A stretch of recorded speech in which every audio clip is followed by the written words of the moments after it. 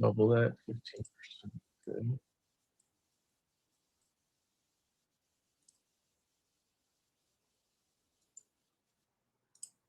11%.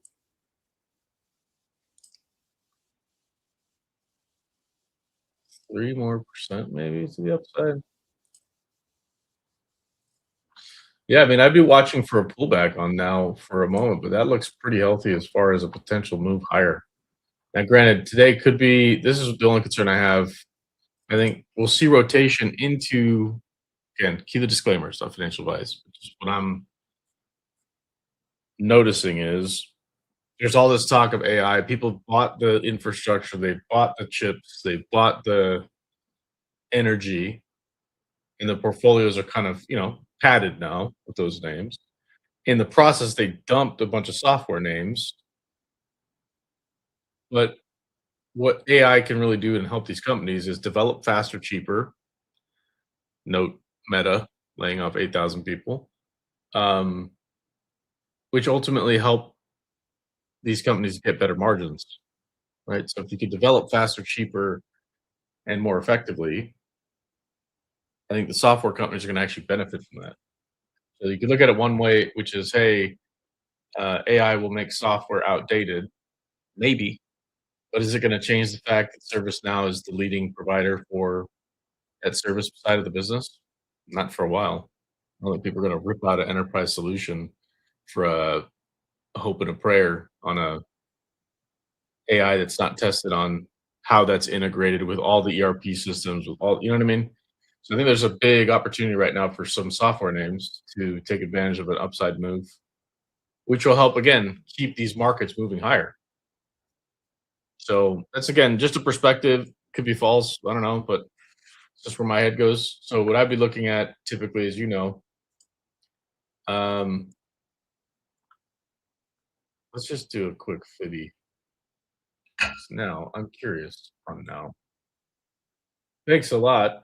Who was that? Who was that? Jonathan. Thanks a lot, Jonathan. I actually genuinely mean it. Thanks. I'm gonna take a look at this. Let me see what this looks like. Let's grab some fibs. Oh, I like that. Double bottom retest. It's nice. Good morning, everyone. How's it? What's up, Justin? How you doing, man? Doing good, brother. Doing good. How are you? No complaints. It's Friday, man. Hey, man. Friday. It's the day. It's the day. The rig arrives. I cannot wait. Yeah, what are you watching right now? I'm pulling up ServiceNow right now. I'm just doing a quick I'm on service. We haven't touched my golden line in the sand, which is 120.44. I imagine we'll probably hit that today and get a rejection. Rejection may push back down to 111.69 or 115.97. We'll have to watch the candle action and the timing. But we are overextended on actually we're hitting my 1.618 fib level. That's 120.44 exactly. So we can either get continuation. We're pretty well extended in the pre-market. So, guys, that's the thing. We have to be willing to pivot and react exactly to what the market is doing. And yeah, Palantir, that's it. So Christian, that's exactly the lesson. You don't need to, you can stick to 1 or 2 stocks, 3 stocks, and you can earn a living just on those stocks. You marry yourself. Remember, I used the illustration of having a girlfriend yesterday. It's like having a girlfriend, right? You marry yourself to the stock. You learn absolutely everything about it. So let's say NVIDIA. We all love NVIDIA. We all love Tesla. We all love Palantir, right? For different reasons. And you pick your stock. You pick your girlfriend. And you pick your strategy. And you apply that one strategy to that girlfriend because you learn and understand her. And it's like riding a horse. You're learning how to ride a horse. You start with a donkey and you work your way up to a racehorse. It's just fundamental principles, life lessons. It's like intrinsic life lessons. You got to strip away the numbers. Remember what I shared yesterday, right? In terms of like psychology. That screenshot I shared in the private group, right? Obviously, you guys get privileged information in the trading in the professional trading room, right? that sadly the YouTubers aren't getting until they get inside and they join us here in the 44 Trading Nation, because guys, we're like-minded and we all want the same thing. We all want the same results for each other. So why not spread the good news? Like, why not spread the knowledge that you have and the understanding that you have, so that you can help others to do better for themselves and really accomplish and achieve financial freedom. But it all starts with psychology first. That's I think it's that's, funny that that's the you and I were talking about Palantir, and that 132 to 130, or I should say 134 even to 137, would kept hold that level for bullish push, and then anything over 139, 144 to 148 is probably realistic. And what is that today? It's at like 148, isn't it? Yeah. Let me pull up Palantir quick. Yeah. Well, to your point about like-minded, I thought it was great when you were talking about Palantir, and I was mentioning like same thing. I've been watching Palantir for a while too, but it's one that sounds like you trade frequently, and it's cool to see. Like, I was mentioning something, you're like, yes, that's actually exactly what I'm thinking too, and it was cool because you're looking at charts probably similar to the way I am, as areas of consolidation, compression, and then directionally what happens, right? Is the coil going to spring up or is it going to spring down? And you got to be prepared for either one of those moves. But Exactly. Go ahead.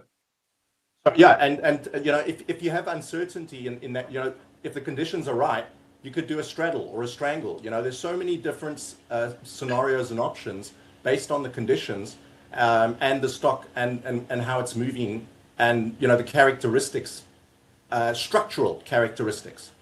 And that's how we interpret the moves, right? That's how we interpret the squeezes. That's how we literally monitor candle by candle. And the way I view it is, you're drilling down from the higher time frame. It's almost like an eagle eye view, right? You look at the broader outline of the market, the fundamentals, and then you drill down layer by layer. Technically, you go deeper and deeper and deeper down. And that's how like you have your view of technical analysis, as do I. And I think we complement each other in that way, right? Yep. From a technical perspective. But the beautiful thing is, if we're seeing the same things in the charts, that's like a double confirmation, right? So it gives me additional confidence to take the trade. So it's the law of large numbers, right? So if we have a double witness confirmation, which is you and me in agreement, then the likelihood of the move being accurate and correct is greater. So that then gives the confidence to the other traders in the community to make their own decision. We obviously assuming that they're just paper trading, right? Because we're paper trading. We're all paper trading, guys. None of us are using real accounts, right? This is, that's the underlying principle, is learn the life lesson, paper trade, practice, refine your skill and your psychology, and then apply it in the real world. And that's how you magnify, and that's how you multiply your gains. That's true wealth, is profit over time. But it starts with your mental state, your psychology. Psychology first. Hey, Scott, good morning. Hey guys, good morning and welcome to the 44 Trading Room. Good discussion this morning. Just got in on the tail end and wanted to go through a few things this morning. Should be a great market for trading this morning, although a little shy on volume again this morning. We'll see how that puts things into perspective. Good morning to all here in the room. Good morning to everybody on YouTube this morning. Going to close out, I think, a wonderful week here. As long as we get this day out of the gate and good direction, we should be just fine today. Talk about these stocks and talk about Europe and Asia now. The Nikkei had a huge night, was up 1,636 points, up 2.53%. Hong Kong, Hang Seng up 176, Shanghai and China down 30. Europe still in session right now. They're green across the board. German DAX up 29, FTSE in the UK up 18, and the CAC 40 in Paris up 45. Combine that with Asia, and you've got 5 markets up, 1 market down. That was in Shanghai, putting pressure on the U.S. futures as to the upside. And that's what we have. Dow futures now up 95, NASDAQ futures up 41.5, and the S&P 500 E-minis up 7.75, 7 3/4. Why do we look at the global markets every morning? Because it gives you a telltale sign of what's expected and what's happening globally, especially with the Iranian war and things like that. You can kind of get a feel of what the globe is doing, and brings it back here to hopefully pad us and to move us higher this morning. Gold this morning up $20.80, first tick up this week, 45.5320 per troy ounce. Silver's down about 8 pennies to 75.83 per troy ounce. Copper's down, platinum's up, palladium is up this morning. If you're looking at oil this morning, well, finally a reprieve, down $1.42, 87.48. I keep saying the same thing. I should have and knew better. I should have taken puts on oil or taken the double index on that. Just knew that it was going to be fixed. We're going to come right back down to that $70 range or 70 area here. So we're down $1.44, 87.46 per barrel. Nat gas ticking up about 8 cents this morning. Gold, like I said, was up. And if you're into crypto this morning, well, we've got another bounce downward. Down below 73,000 now, 72,886.15, down $471.63 per coin on Bitcoin. Ether's down 24.40 to 1991.46. Solana's down, Doge is down, XRP down. Headline news: Michael Dell out there getting chummy and buddy with the president, courted Trump early. His company has reaped the rewards. We've got that one up today. Dell shares jumping about 39% this morning, fastest sales growth since 2018, returned to the public market. SpaceX skeptics have added reason for concern after Musk comments diverged from the IPO filing. You know, it's nothing new for Elon, in my opinion. He just, he'll talk about, hey, we got this great roadster coming out in 2 years. Well, it's been 6, just on and on and on. NVIDIA in the news here, investing billions into emerging technology could change the AI industry, headline news. And that's really about it this morning regarding the global markets and the way we look at them. We've got specific stocks we want to talk about this morning, and oil down this morning. That's going to be one of the big moves in the marketplace. Let's say good morning to all here in the room. Good morning to Clifton, Christian. Good morning, Justin. Of course, good morning to you, Steve. Good morning, Seth.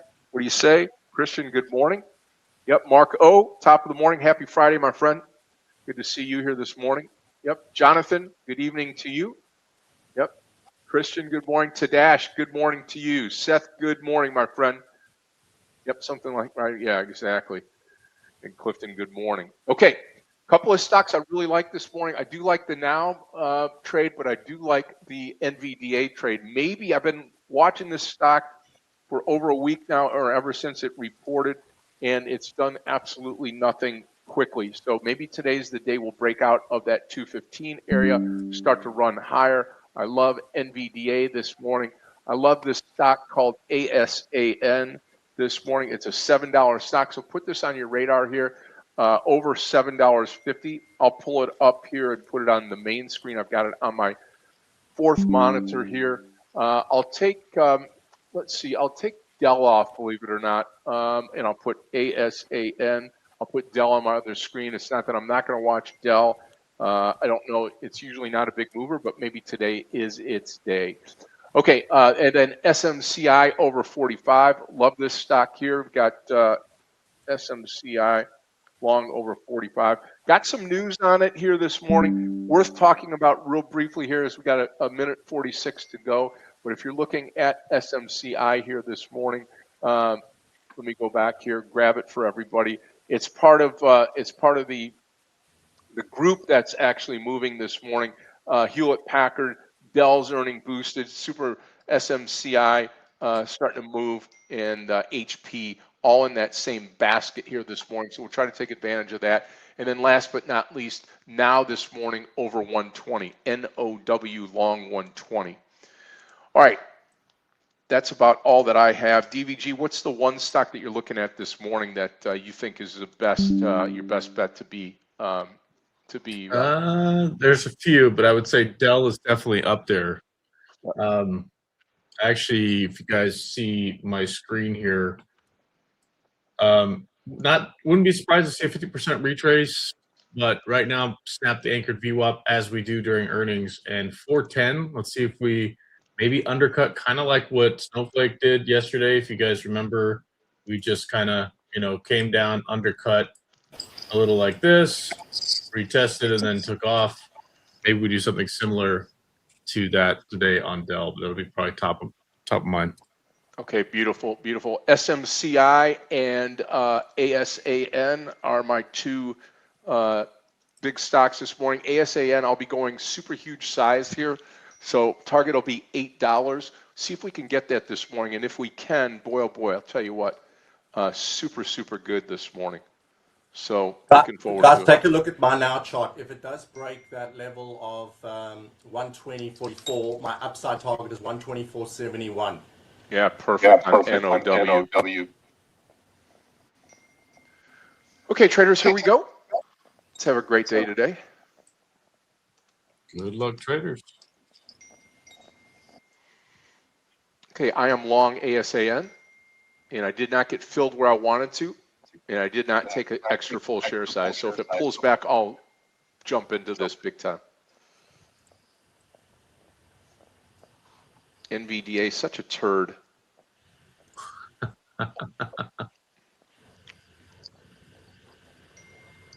I've been wanting to jump on this bandwagon, and I haven't been able to.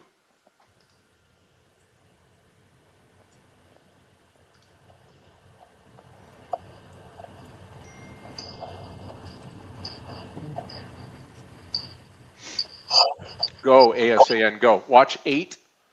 Should I add at 8? Straight up here.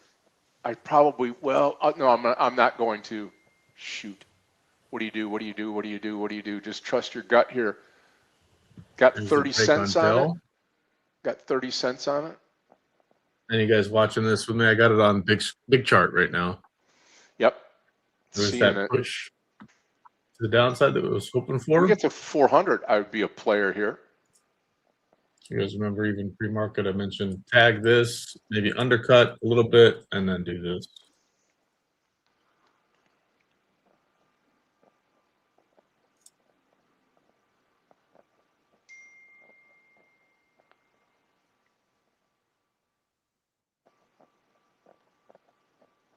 That might have been the dip to buy. We'll see. I'm just giving it a couple minutes. It's a pretty aggressive move. 30% overnight on Dell, which is incredible.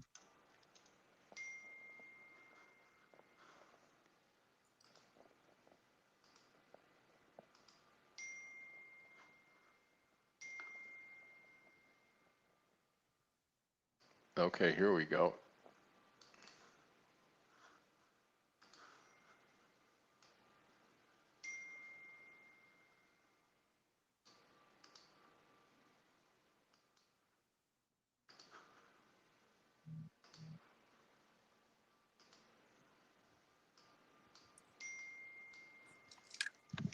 Okay, I'm going to load up right here. I'm going to go as soon as we get below 750. Yeah, I'm going to try to feather it in right here. Okay, I'm extra full share size long here on ASAN. ASAN. If we get over 780, I'm going to go crazy with the stock and see if I can't get over $8. If this happens to go over $8, I will be done for the day here on ASAN just because of the share size. Talk about putting your marbles in all in one basket. This is it here. And hopefully I get it right here. Are you doing ASAN, you said? Yeah, ASAN. Yep, I'm long this stock here. I've got two positions, big, huge share size here. And if it gets over 780, I'm going to slam it with a big, huge share size here. We'll see. 710 will be my stop. But this would be absolutely extraordinary if it went.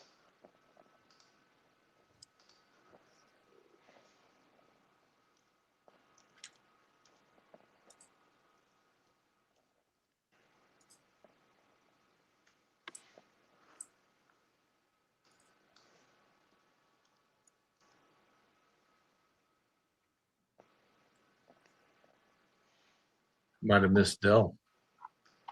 Yep. I was waiting for it to come down closer to that 400 range. I drew it up pretty good.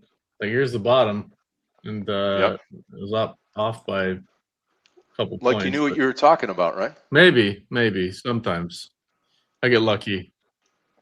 Yep. Palantir now at 150 or close, 149 change. I'm surprised Justin hasn't screamed the Palantir trade yet. ESTC. In a meta trade, that's why. Are you on your new computer, or are you doing that over the weekend? Yeah, I'm doing it over the weekend. It arrives. I think it's arriving at 11 a.m. today, estimated. Oh, okay. Time.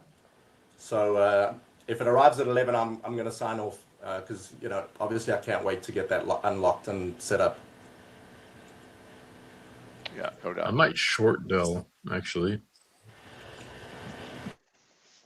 and then go long once it dips. Can't beat them, join them, right? Yeah. I mean, 32% is pretty vigorous. Missed AOI the tanking. OKTA trade.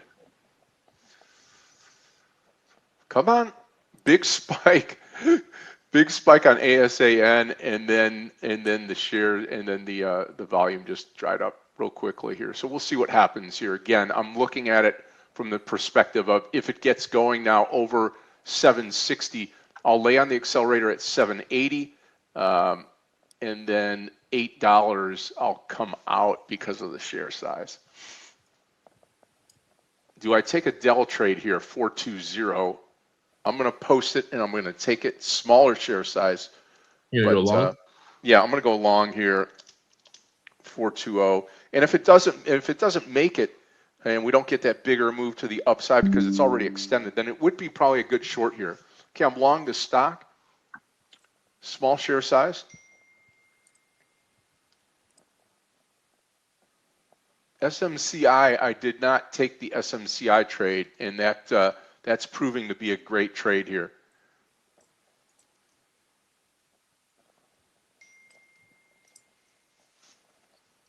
Okay, it's looking like I'm going to need help on ASAN. I'll keep $7 as my stop loss. That's 629.29 on Meta. How much they fighting there? A lot of resistance, a lot of support. Well, sorry, beg your pardon. A lot of support at yesterday's pre-market low. Right. But it looks like it's about to flush now, or it could reverse. So I'm getting ready to pivot if I need to.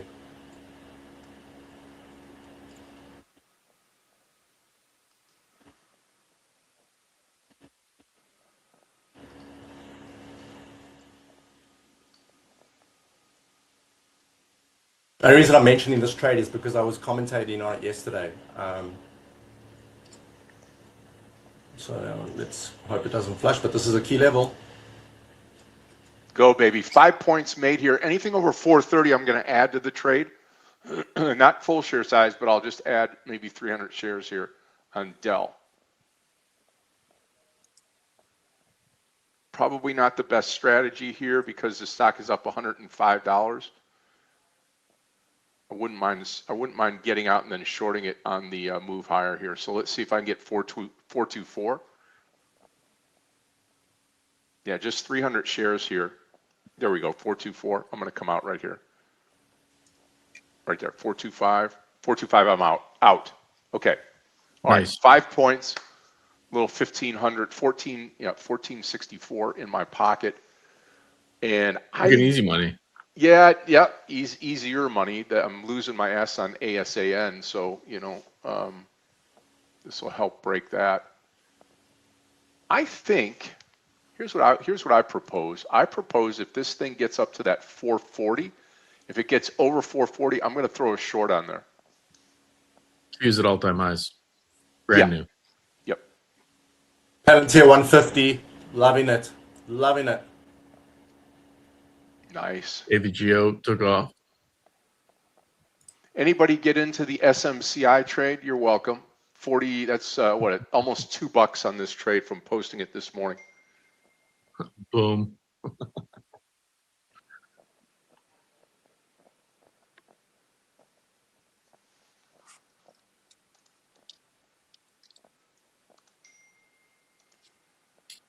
Just being patient today. I'm going to short right here, Dell. 422. Yay.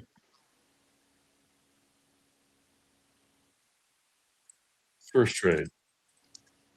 Saying there's a halt. Hey, did it work out? Did it work out? I got mine. I don't know yet. We'll find out.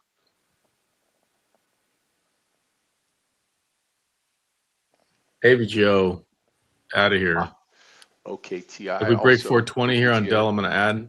Actually, I'll do it right now. I'll add. Okay. That was a terrible fill. Bottom of the candle. Thanks a lot. Oh, well. Here comes NVDA, maybe.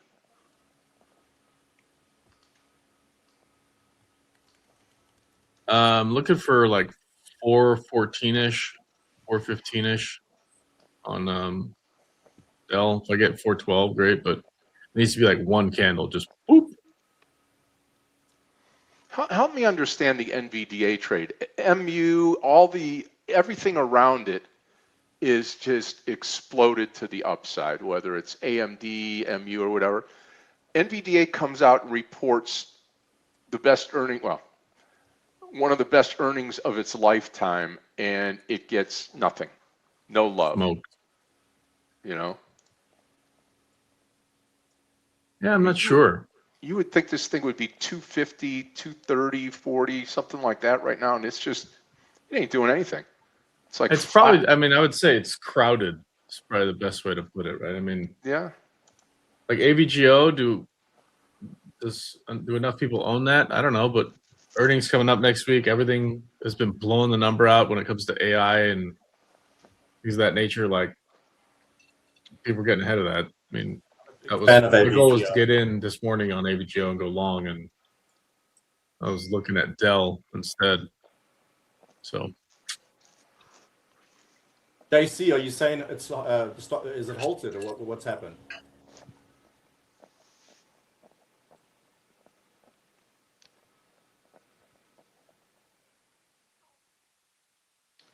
Just as I talk, NVDA V bottom recovery straight up. Boy, I missed the SMCI trade. Palantir is on a tear.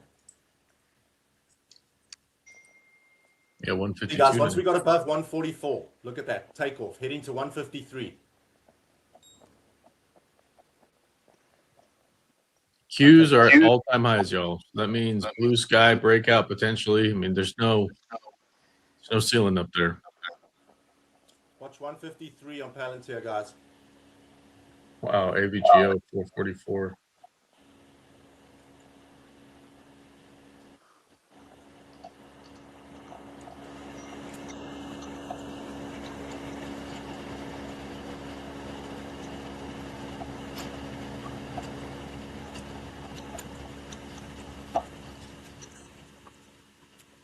Definitely a trader's market. I think Nvidia has got a shot to 217. I talked about that one yesterday. I think we hit 217 almost on my dot. No, 215. AVGO 445 might pose a little bit of problem here. We'll see. Gets to 445, it may rip. One of my alerts trigger on NVDA, strong buy 215.29. One of my pre-programmed alerts. The strategy I call 5 stones, so it just hit a buy alert. Use it, don't use it. Nice move on NVIDIA now.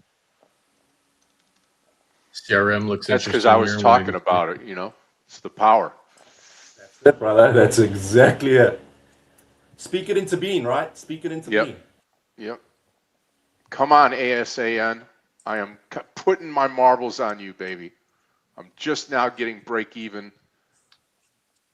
And all I need is 50 cents here. Actually, 80 to 760. I'm going to hammer it, and then I might get out, break a 780.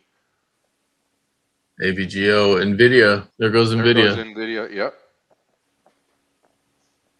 Man, that sucks. AVGO is the name I wanted to go long this morning.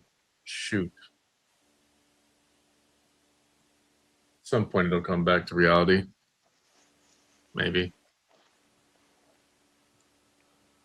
Amazon moving higher.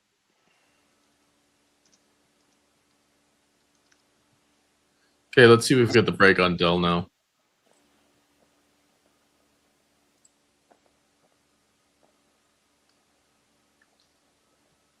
Like I said, I'm happy I took my money out of that Dell trade, but I would certainly be a player here short.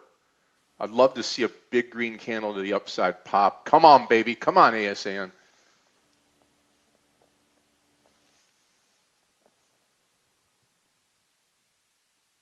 Give me a second, traders. I'll be right back.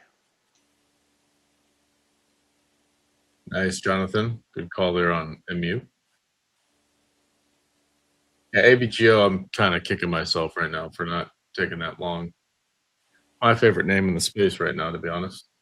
So you guys know, saying that for a while. NVIDIA 217, it's on its way. There we go, baby. There we go.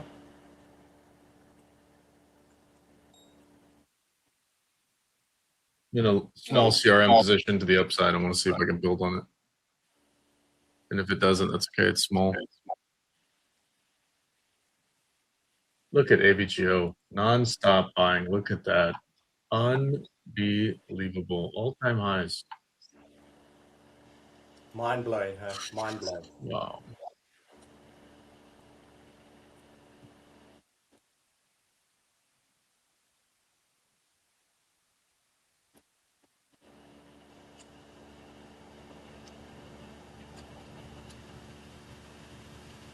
Buyer exhaustion. What does that mean? That was yesterday. It's unbelievable, man. Q's all-time highs. There's the break on Dell. Finally. Jeez. I'll take a partial here in a minute. Let me see what the next candle looks like.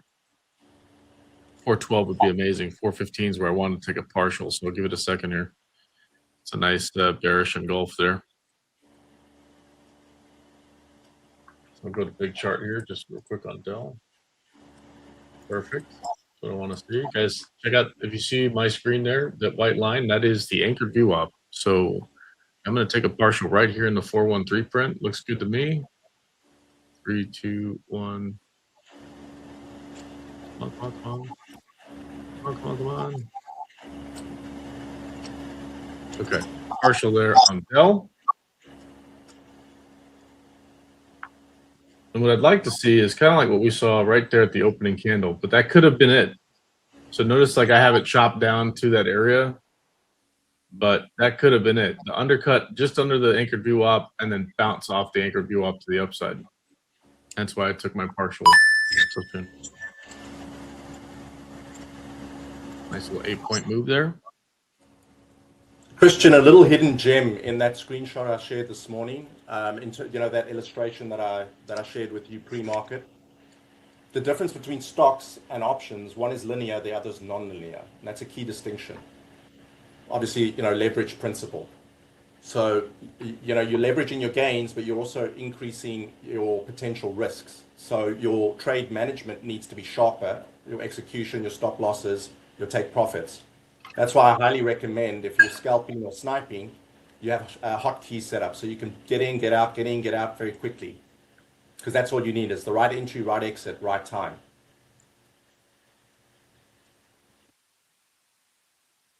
All right. I think we should stop the buying here for maybe a second. We'll see. Okay, I'm back. Sorry about that. Watching the Qs. The end trade.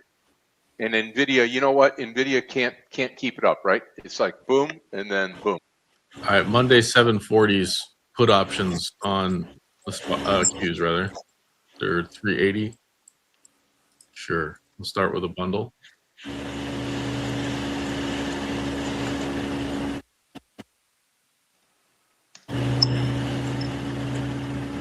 What strike was that? What's that? What strike was that? I missed it. 740 Qs Monday. Yeah, got you. 380.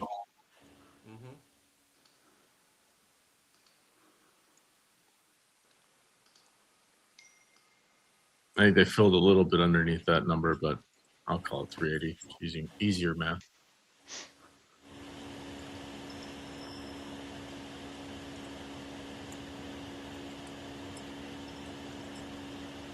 That's what I also found challenging, right? Like, you're commentating and you're doing math in your head simultaneously. You're helping others on their trades.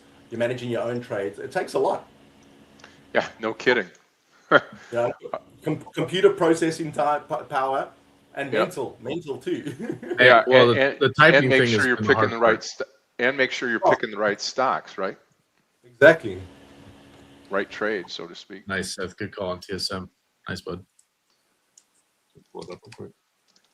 Yeah, that whole sector right now is just absolutely tearing it. Wow. I'm happy we got out of Dell. We made our money and bounce. I hope it bounces to 440 because it would set up for a great short here.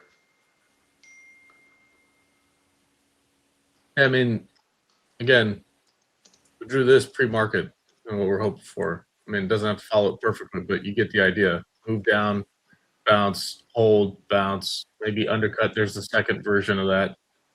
And then whoop, straight up. So I'm tempted to go long on this stock now.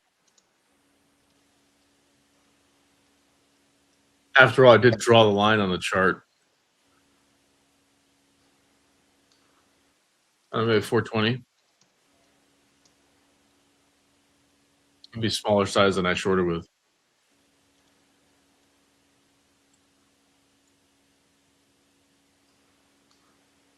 Volunteer 152, big level. 152 holds, 155 to 157. And then 159 would be 153.11 was the high. What did we tap? Yeah, told you. Tempted to take Dell here. We'll see. It looks like it wants to break out. That's Scott. That's got your name on it too. Yeah, it does. That 430 is pretty important for it. So. I can't do it. Not now. No, I would more apt to go long right here off the 430 deck, and and if we get it, then I'm going to short some. I think I'm going to short some up here. I mean, the stock. Come on. The stock is up $109, 35%. Let's be realistic here. Yeah, I mean, where's the 50% retrace? Like, should be. Let's just take a quick look. I keep hearing a ding, ding, like a phone alert. Is somebody? That's me. That's me. That's I got to turn that off. I'm getting text messages from a group text. Multitasking. Yeah.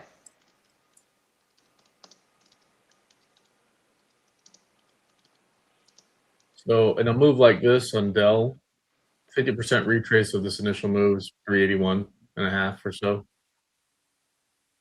And because we're so far above, we broke basically the 3 standard deviations of that move to the upside. There's a better chance that this continues to hug the second deviation on the way up. So if you're using Bollinger Bands, you follow what I'm talking about. But there's a good chance once it gets above this area, it continues to move higher before it comes lower. But it's just a good, at some point, knowing that this will have to be retested because 381 has never been a reality for Dell, ever. So when does it retest? Who knows?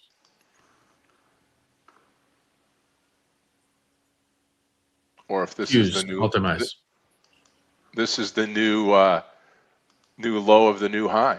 I mean, it could just continue to go. But anything that goes this quick is going to have some type of retracement, pullback, whatever you'd like to call it. You just don't go up. I don't care who you are, unless you're MU. You don't go up, 100 and something points, 35% in a day, and not have a pullback. Yeah, tomorrow's another day for sure too, right? Right, exactly. Today, let it have its day. Whoa, Costco straight down. We'll get some news on it.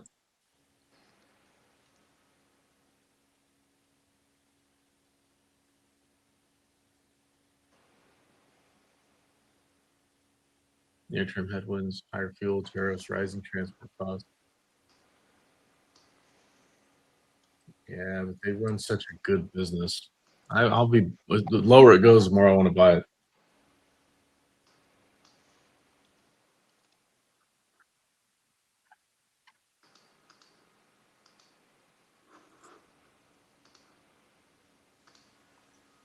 You know, ASAN not doing it for me. I mean, I made decent money on Dell, nothing to sneeze at, but I'd like to get more. Any type of pullback right now. Market's up 149 points on the NASDAQ, almost 200 on the Dow. The only thing I have open right now is CRM, and then I've got some put options on the Qs, 740 strike for Monday. I'm tempted to go long here on Dell. The problem is it's just too spready.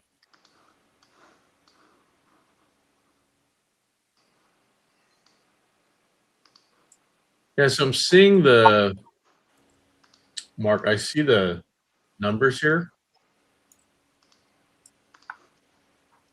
but did I miss it? Where's the?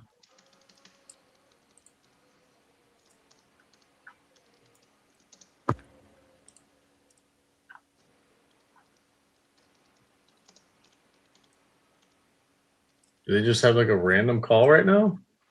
Who's that? Costco? Yeah, why am I not seeing?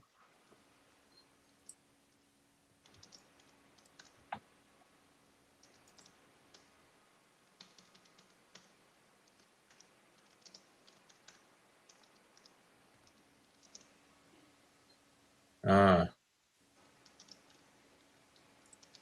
okay. I must have missed it. Yeah, I see the numbers here.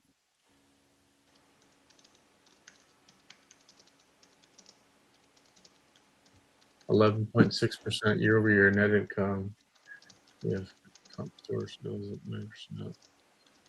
Yeah, it's not so much as a bad call. I think there's the headwinds, right? Higher fuel and tariffs, rising transport costs, supply chain disruptions, and they're pursuing to cut costs and pricing moves to manage margins. It just means there's probably gonna be less selection in your stores, right? Guys, I'm gonna add to CRM because it started with a pretty small size. I'm gonna add to it. Make it a real trade. Yeah. I mean, they just run such a good business out there, though. Candidly, Costco does. Here comes Dell. I can't ignore the Dell trade. I'll come in here with a long at 430. I can't ignore the pattern. So I'm going to come in at 430 and maybe take it for 8 points or so up the ladder here. See if we can get it. Yeah, Mark, I don't know how I missed that. I have a very, very small Costco position in portfolio, so I get notified of that stuff. But like, if you notice here, even on my chart, got earnings down here for like Dell, right? Check this out. I don't know what's up with that. Costco, where's my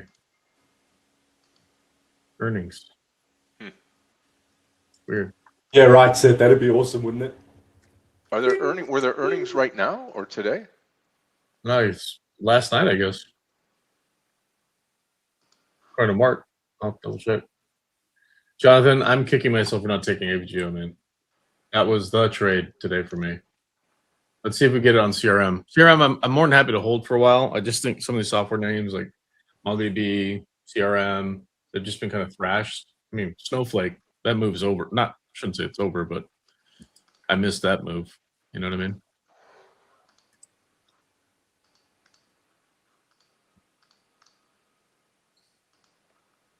And by losing on CRM yesterday, it kind of validated my thesis where I think there's going to be some rotation into software. I agree, 100%. That's why I jumped into now. Palantir is a great candidate for sure. 100%. Look at it, 153.53.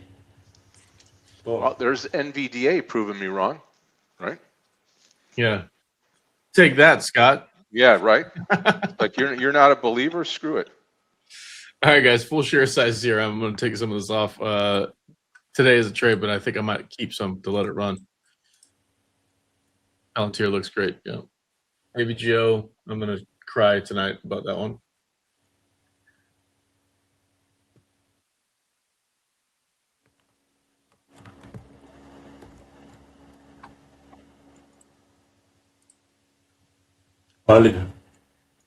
Way above the Bollinger Band on the one-day chart. How extended is that for ServiceNow? on the fence of adding. I think I'm gonna add a bundle here on the Guys, cues. just have a look at my chart there that I shared, right? Look at and this was obviously drafted, what, 2 weeks ago? Look at the level it's about to hit, that the high was 121.43. Target ultimately is 124.71. And then if we're really, really lucky, 134.01. So the levels are key. Here comes CRM, y'all. Let it rip. We're full share size. Dell now pulling back. I like it. This is what I wanted to see on Dell. Now, if we hold anywhere, great. If we break lower, that's going by design.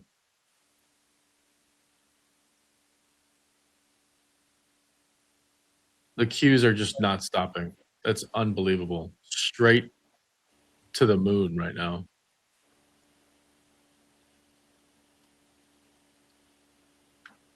Okay, now I'm going to add another bundle on the cues. That's how you and me both, Seth.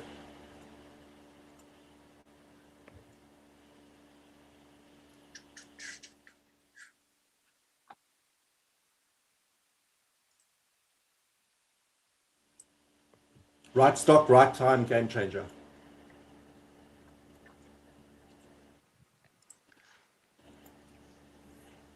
Dell, nothing. ASAN right there. I'm CRM, loaded on baby. ASAN. I need it to go. And I'm watching Dell. What about MU, Seth? MU a year ago.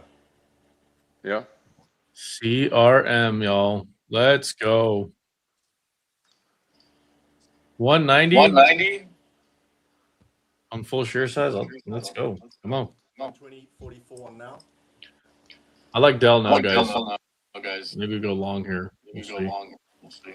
Boom, we hit the golden line. We're going through with strength. Watch volume. Careful for a pullback. But I think I'm seeing strength. I'm seeing a lot of strength. Hyperextended on the 30-minute chart. But still curling upward on the RSI. Yeah, 950 is not a bad zone there, Mark. On Costco. I like this Dell move, holding 424 now. Yep. How's this for a Friday, hey guys? Gee, Yeah, whiz. it's crazy. Just straight up. Up 182 Dow, up 166 on the NASDAQ. Got some traction here. Hopefully Dell gets at 430. We could get into it here. It's time to start building my Tesla position. Hey, I agree 100%. I'm waiting to get back into Tesla. Now I want to like short it. I'm not against that. I mean, we go both ways, right? Yeah. I think so. Probably I'll wrap here in a bit, but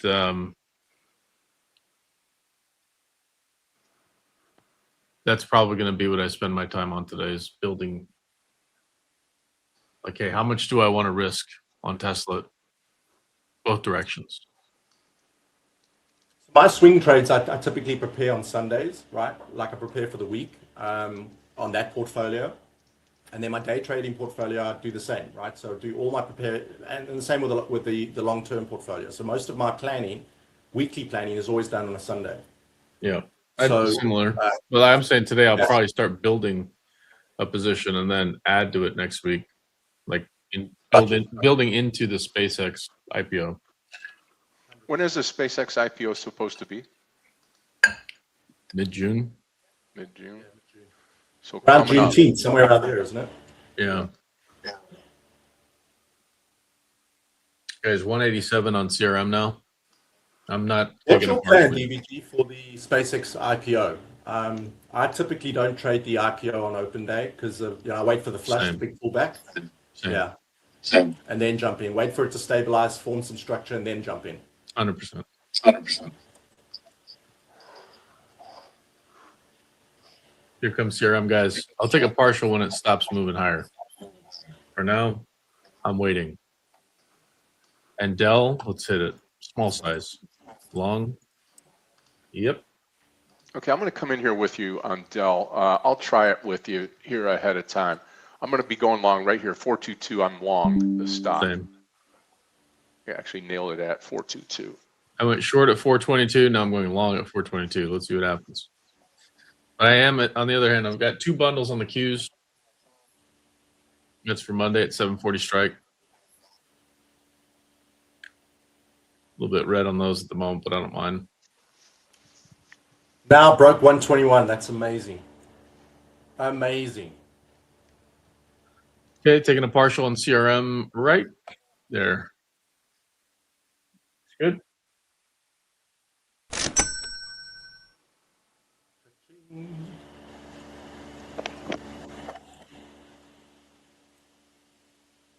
Pull up now. Yep. I actually didn't get around to talking about it. So look, I don't know, John, if you want to scope my screen here for a second. Yep. But here, like, I can't make this up. This is already drawn up. I don't know if you can see these levels. It's 121.70, which is where we're at now. 116.83 is a marked level. You want to know why? You asked. What do I think of it? We did a little bit of homework. And here's your fibbies. Here's your fib extension above 618 to 786. There's your level. And then to get to a full one, it's 127.99 or 128. I just kind of eyeballed that one, but let's just call it 128. You can move this around if you want it. But you asked about it. That's the analysis.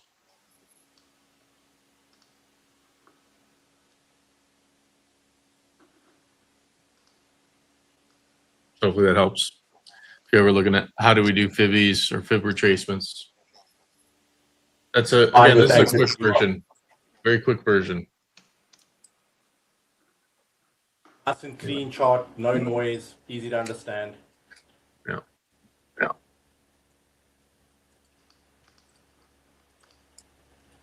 Here comes Dell.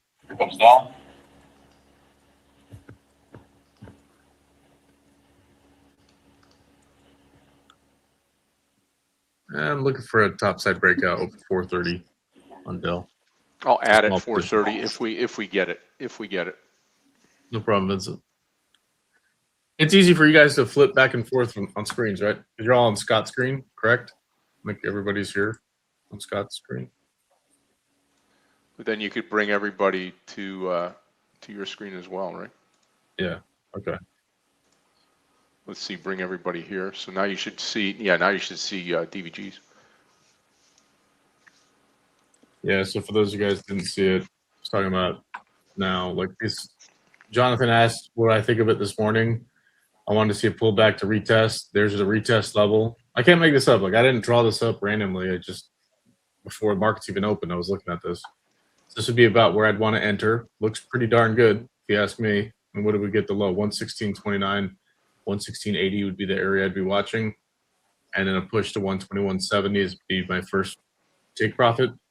And then all the way up to potentially 128. And the reason, for those of you guys wondering, why those random numbers? It's just fibs.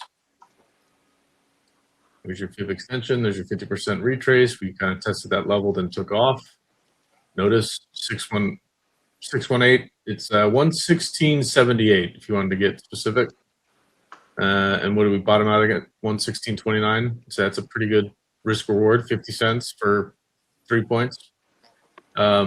But there's your extension, and then full extension would be to 127.99. Now, if you start getting above that, it's really becoming unreasonable for that level of extension. It can happen though; these markets are pulling pretty hard. But this would be really kind of the push you're looking for to 121.70 or so. And what did we get to? 121.80. I mean, there you go. Math, yay. Anyway. Simple math. Yep. I'll bring you guys back to Scott's screens.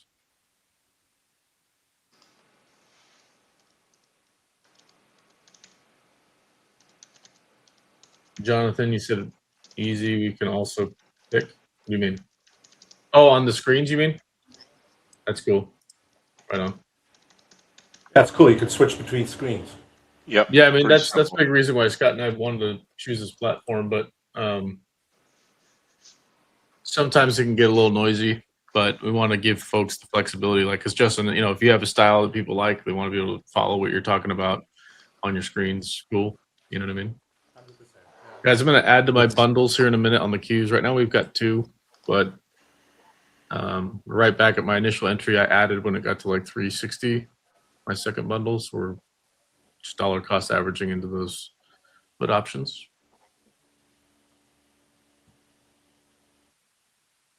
I mean, AVGO is the trade I missed. AVGO is the trade I missed. Dell, we made some money. Dell, we made some Dell, money. I'm losing money now, but it's a small position, so I don't really care.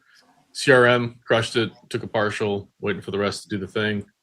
And the only thing I have left are these put options on the queues. 740 strike for Monday. I just don't. I was going to short Tesla today, and now looking at Tesla, kicking myself a little bit. That looks like a nice dump. Yeah, I think I'm gonna start building something here. We'll see.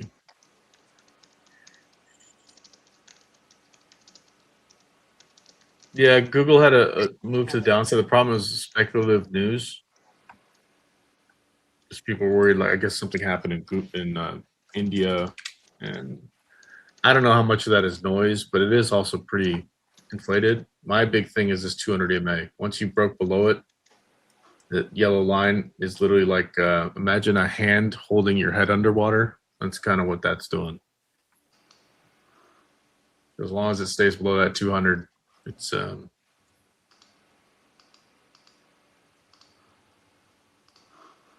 likely going to continue lower. Guys, this break on Tesla is exactly what I'm looking for. I want to see like panic selling to like, I don't know, $300. So that's what I'm looking at for some more, you know, leaps.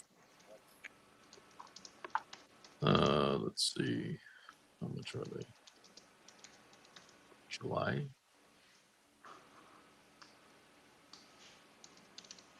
Good job, Jonathan.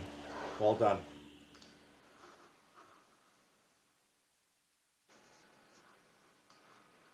Great timing.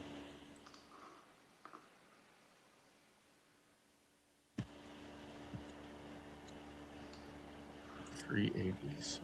Okay,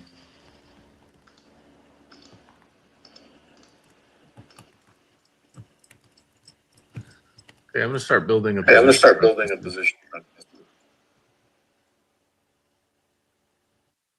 Why am I hearing an echo? I don't know. I am too, though.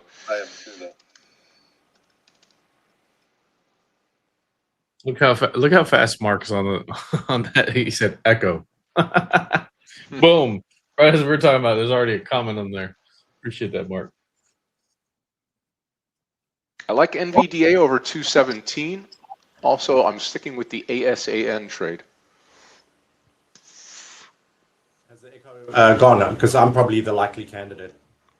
I'm going to mute my mic and just tell me if it's gone.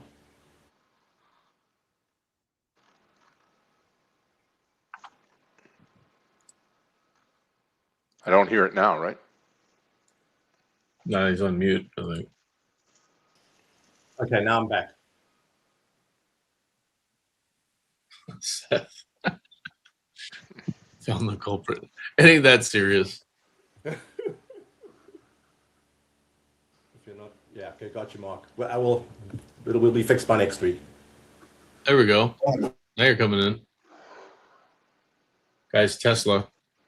Yeah, so I'm just building, going out to July, starting to build position. It'll be basically like a broken wing strategy. So the aim is to the downside, but I'll have protections on the upside. So once I figure out what I want that gap to the upside looks like, then I'll figure out how to leverage some premium there. But they're kind of expensive, but it's fine. I want to get in now because I have a feeling in probably the end of next week, Tesla premium, the options are going to be crazy.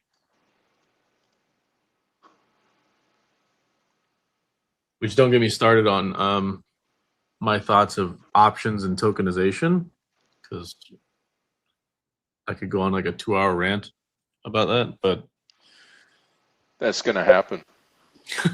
What, the tokenization? Yeah. Yeah, 100%. Larry Fink's been talking about it for like 3 years. So he's been wanting it to happen, and everybody using crypto and all this other stuff to try to get ahead of it because they think that's exactly what it means, but not quite. And then Thoughts on XRP, DVG? No comment.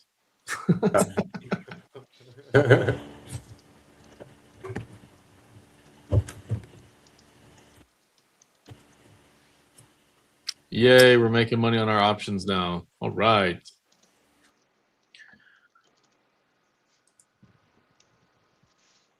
Dell's not treating us too well here. 4:15, I'll be out. Let's see. And here comes ASAN. Remember, ASAN over 760, I'm loading the boat with a $7.80 to $8 range here. I bet if we get over 760, you're going to see some volume come in, and that's what you need to watch.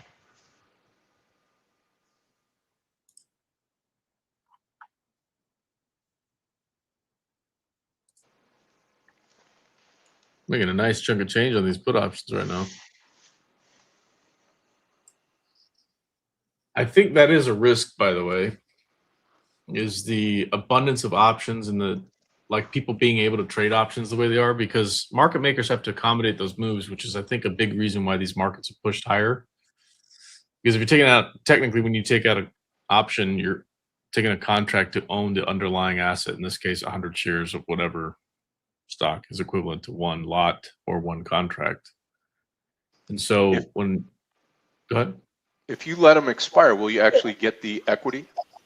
Well, if you're in the money, you are either, if you're not out of the trade, you will be assigned those shares.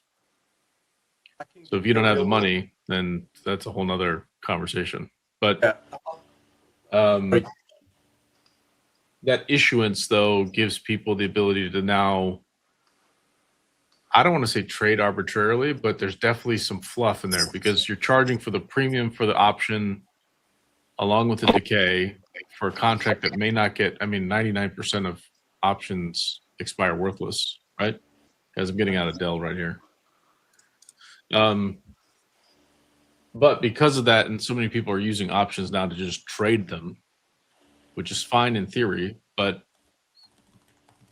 that leaves a gap in who owns the shares, who borrowed the shares, did you actually assign those shares? And most of the time it doesn't happen. And so therefore all that premium that you're stacking is on fake shares that never ever got issued on stocks that weren't really supposed to be valued that high. So they're becoming a levered mechanism in the markets. And again, what do I know? Cue the disclaimer. But a lot of that is, I think, a big reason why these markets continue to move higher is there are no shares to assign. Right. So all the premium is helping stack the value of those shares and forcing each share to roll up higher, essentially. So anyway. So to DVG's point, I'll explain exactly how I traded now, right? When I spoke to you guys 2 weeks ago, I traded, obviously based on the charts, what I did is I took the position, you can see the long position, right? Don't pay attention to the stop loss, that very broad, wide stop loss, because that adjusts dynamically. But my actual position, the strategy I took was a collared strategy. So what I did is I deployed what I call a parachute, right? Because it's easier to understand conceptually. I took a long position in the stock. I wanted to earn premium on the running the collar. So what I did is I did a covered call, right? Deployed a parachute to earn the income. It's basically taking 2 bites of the apple.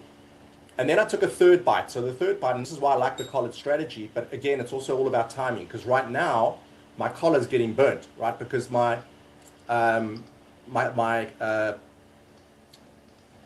covered calls are against me because I sold at 110, right? So now it's sitting at 121. But my expiry is next week. So even though I'm losing on the covered call position as it stands right now, if it pulls back to below 110, I won't be assigned. So I'll still keep my position. and have the ability to run it back up, right? Ideally, what would have happened, and I saw that now was going to push up today. So what I did is I sold half my position, right? Yesterday, I canceled the now trade. I sold some of the calls, right? I bought them back. So I bought them back. And the reason I bought them back is because I knew there was going to be the run up. So I literally halved the position size. And if I was really smart, I should have actually doubled my long position.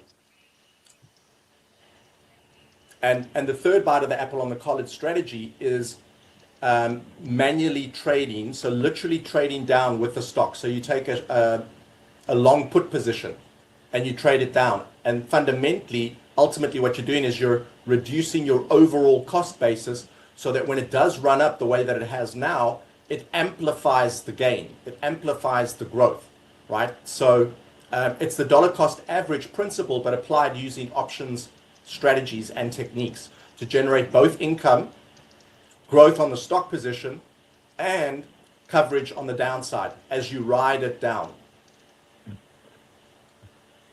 I hope that was clear.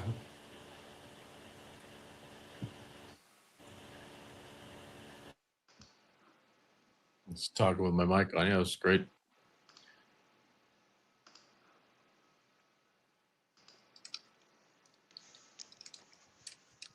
NVDA one more time. So one winning trade on Dell, one losing trade on Dell. I'm up $240 for the day. Actually, no, $204 for the day. And I'm in the ASAN trade with a boatload of money. So either go home red, which I doubt, or go home big green, which I'm betting on. By the way, for those of you guys, check out my screen real quick. If you ever want to see what I mean by hippo, here, we'll just do this for a fun little illustration. Bottom right corner, Tesla. That's the hippo trade. I don't see your screen. I just clicked on it. I brought everybody here. There you go. There you go. There it is. I see the I see the hippo now. Here's a little hippo move. Glass floor. So we broke pre-market lows, right? I'm using this as an example. Technically, you should be up here, right? But you see this, we kind of come up, we chop, we push a little lower like we did here, then we move higher, and then back. That's the hippo move. You broke the floor, and then down you go. So the floor is basically up here, and you want to see it push lower, then you want to see it protection, then you want to see it retest, and you want to see it try to push one last time, and then the floor finally gives. So arguably, like, this arrow should be, up here, and the hippo should be like up there. But you get the idea, guys. It's not a real term. It's just a bearish move, but I like the hippo because it breaks the glass floor on the bottom. Just makes it fun. Anyway. No, exactly, Seth. You nailed it. That's part of the reason. It is one of the deadliest animals for sure. The hippopotamus. Cute little visual, but yeah, make no mistake, they're not cute. And they're pretty fast in the water. Little submarines.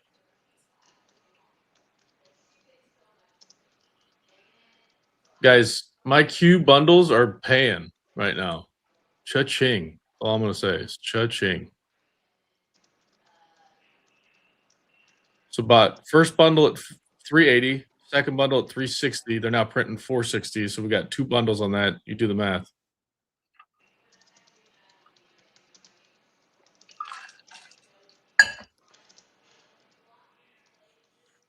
So even if you just took that one trade, that's 2K. It's not a bad deal. I want more out of it, but we'll see.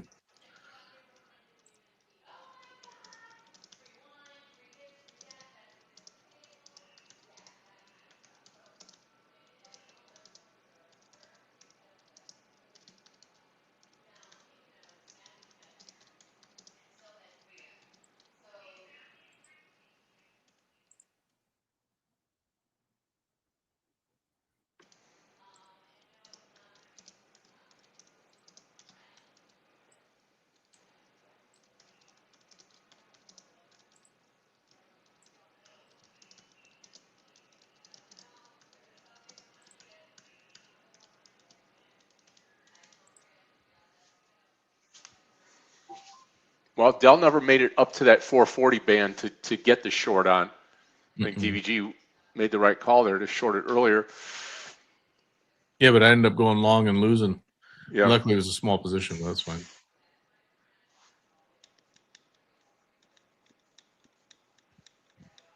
Oh yeah, baby. $5 now, 5.10 on these put options. Let's go. Let's go. And here, I'll pull this up big chart real quick. Nasdaq's only up 20 points right now.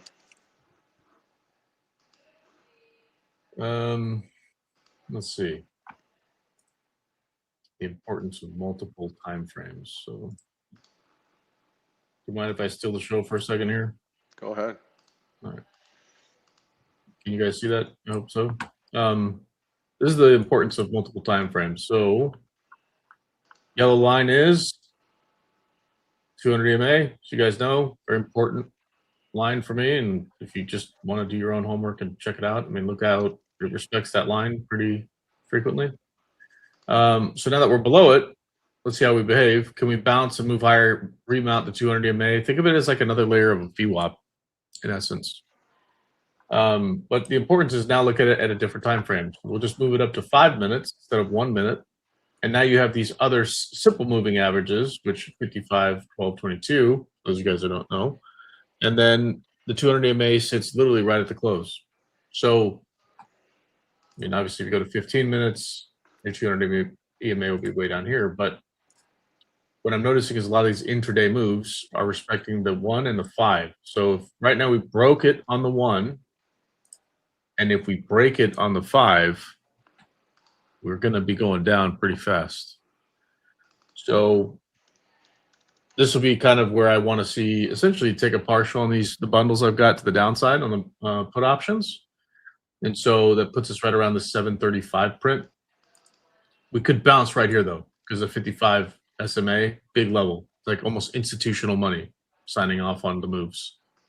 So I kind of look at it. But anyways, importance of, again, watching, to Justin's point, if you like certain stocks, figure out how they behave. Like, do they follow your 9, your 10, your 20, your whatever SMAs or prices, levels, etc. And then, make your own call. But fundamentally, like for me, a big reason why I like the 200 EMA for me, notice like how important it is. Once we broke this, we moved pretty quick. Now it's trying to get above it. So it's trying to protect that 200 EMA, a lot like a VWAP. But if we start breaking this, and then I would change it to a 5 minute, keep an eye on where that level is, essentially at the close, that's where I'd want to be likely taking a partial, because we can more than likely bounce here versus intraday. This bounces around quite a bit, right? It just hugs that line pretty closely. It doesn't hurt that the VWAP's in between that, right? Anyways, hopefully that helps. I'll send it back to your screen here, Scott. Okay. And traders, nothing really to report now. The only thing that I'm holding on to is ASAN. As the market digests a little bit of this morning here, and we've got this pullback that we're looking at right now. We bounced. Maybe we sneak out a great trading day here. I don't know. I've hinged it on one trade. I don't like to do that, but we'll see what happens here. I'm just about 7 cents out of the money on the trade.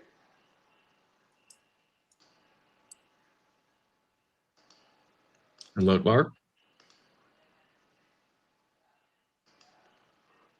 Yeah, no, Mark. I think there's a fear of rate hike, right? So Mark made a comment. The dump on the IWM is telling me that there's no rate cut coming anytime soon. So context of why I'm responding to that. Yeah, I think there's fears of a rate hike, but it's going to get closer to 0, right? So that means just higher for longer. More than likely. And to your point about IWM, yeah, I'd say it's a new barometer, almost like the VIX, right? Of risk on, risk off profiles, because the people that need that money at cheaper rates are going to be startups. Good news, guys. CRM's moving higher. I'll take one more partial, and I'll probably just hang on to it for a while. See if we get into the 200s next week. So if we see 190 and change, I'll take some off.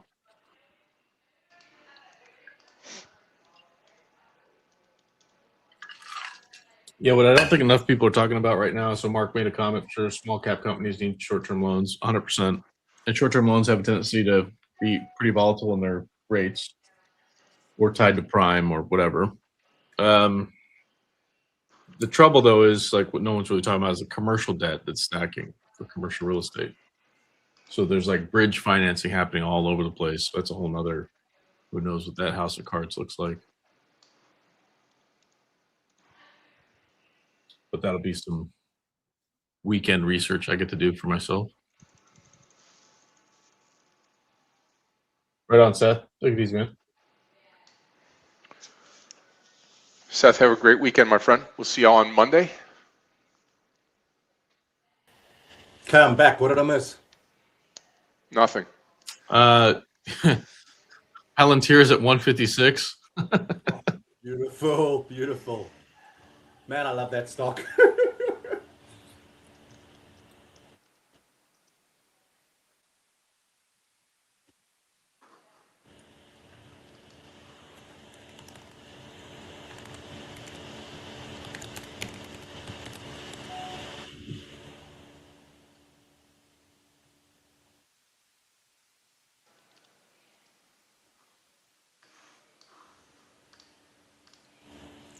Who could have predicted this, right? On a Friday at the end of the month, and especially the end of May, of all months, say DBG? The old saying, stay away in May. I think it's changed to go all in May.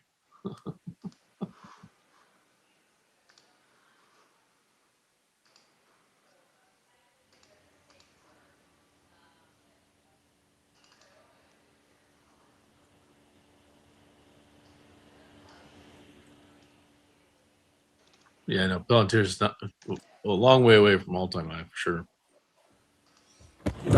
Yeah, my prediction. Let me pull up my Palantir chart. 157 and 159 should be kind of the zone. If we get above 159, talking 162 plus.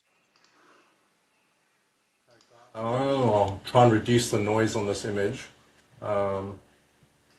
Let's do this. How about that hippopotamus on Tesla? Let's go. Did you see my screen? No. What did I miss? Pop over my screen. I got the little hippo in the bottom right. Oh, that's beautiful. Love it. And the rhino on Palantir. Oh yeah, I should get one of those too. That's totally a rhino. Yeah, I'll do the rhino. Just the horn. I'm gonna do the rhino. Hold on. Let's do this. I'm telling you, watch 157 and 159 though, Palantir. That area will probably see some sellers step in there. But if it gets above 159, the rip through 162 is probably going to be where we end up. Let me pull up my fib so you guys can have a look at what I. A little small Actually, icon. let me reposition the rhino where he should be. Yeah, flip him horizontal, and then it directionally is correct. Yeah. And it's on the fib. So we literally just crossed the. Oh, this is special. Let me show you guys this. So you want an inverted rhino? Is that what we're doing? Actually, let me do this.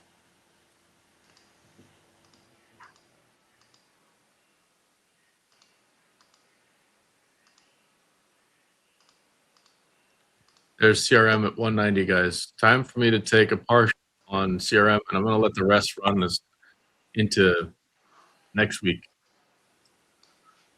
441 all out. Nice, Mark. Nice, Mark. Really, really nice. Really nice. Short on it. This is unreal. Have a look at the weekly on the Bollinger Band and look at the confluence at 168.13 on Palantir, guys. Where do you think we headed? I think we're going to hit that 168. Not today. I'm not saying today, but we can see the direction. Yeah. I probably expect a pullback on Monday, Tuesday, but who can predict that, right? With this unreal rhino moves. Not bull, not bear. New names. 100%, exactly. I mean, tomato, tomato. Sideways day, we'll call it a zebra. Why not? Yeah, I like that. Because usually, if you look at that fib chart, right, this would be the danger zone. Hitting, you'd expect a pullback, literally almost where we are now, just below it, 155.94. You'd expect a pullback. We're not even seeing that. This is unbelievable, guys, what we're witnessing. I did mention AVGO would have trouble with 445. We got to 448, and we pulled back 10 points. So again, kind of what I was fearful of. Short squeeze the heck out of everybody, get the optimal price, dump before earnings, maybe rebuy some more today or reposition, but they don't report till next Wednesday. So maybe people start to get out of position and recalibrate in advance of the earnings. That's what I would be contemplating. I don't really want to short it. I do, but at 445, not now.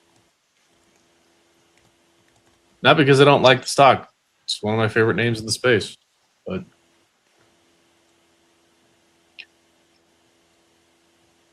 guys, CRM. Anybody take that? Set it, forget it. Which is nice. We'll hold that to next week. I'd like to see 206.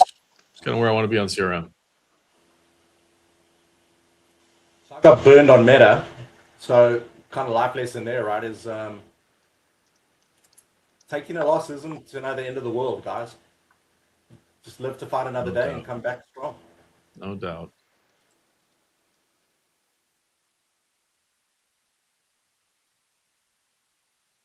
How are we doing out there today, guys, as a team? Yeah, green out there, red out there, flat. I hope to say that I'm super green here in a little bit, but What do you have? What's your big position right now? ASAN, that's it. What do you hold, like a 5, 10K shares or what? I've got 10 right now, and I'm going to add, if I get over 760, I'm going to add 10. So you want to go max levy on this thing. Oh yeah. Love it. Yeah. I don't know, it's getting a little bit too late, so to speak, for it, and you could see the volume just shot out of it, but we'll see. I'll be paying close attention to it, obviously, with that many shares and the opportunity to add more.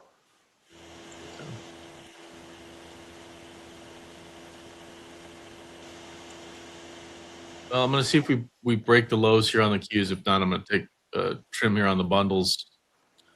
But guys, green day for me. No complaints.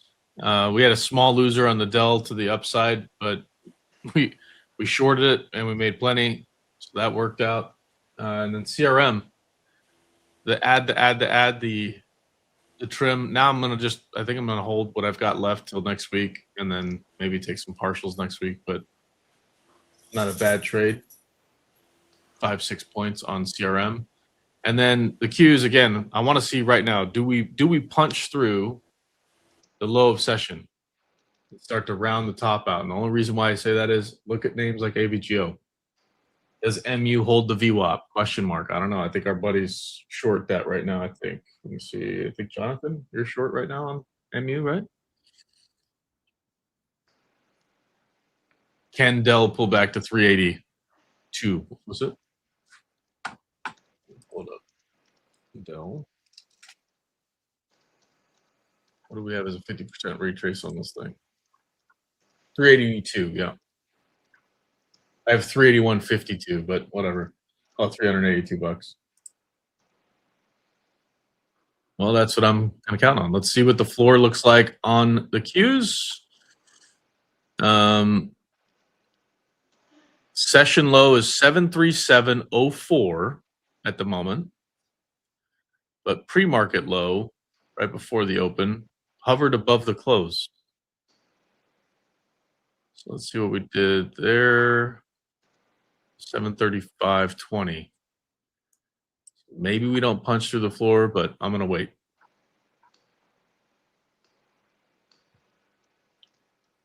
I don't think I'm taking any other trade though. Oh, and then of course I should take that back. Tesla, but that's more of a long-term options position.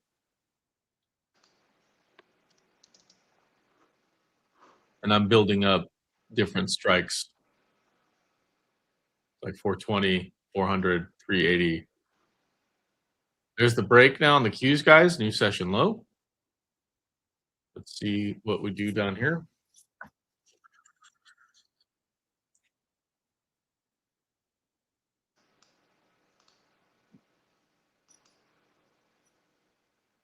And then mark another valid point. Relationship trading. You watch things like USO tied to oil as of late.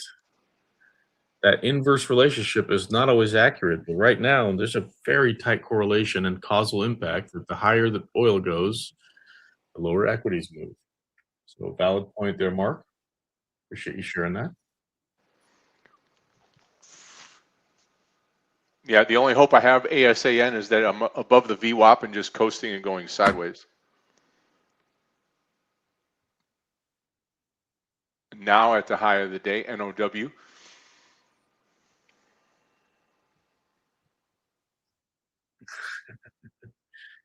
Mark's calling. I should have held some Lotto shares on Microsoft long, but it's all good.